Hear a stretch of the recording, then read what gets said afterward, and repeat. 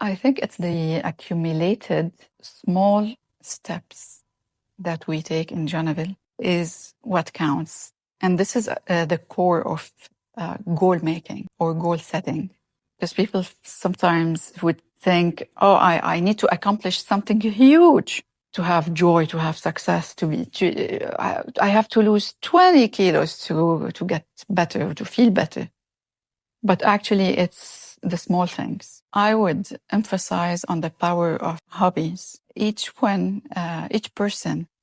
if they go back to a hobby that they do, it could be something they do at home, it could be a sport, it could be anything. And just to work and keep that hobby alive. Because practicing that hobby could be your meditation. It could be your grounding practice. It might be something that is going to re-energize you mentally and physically and emotionally. I believe doing so, even once a week, could be enough.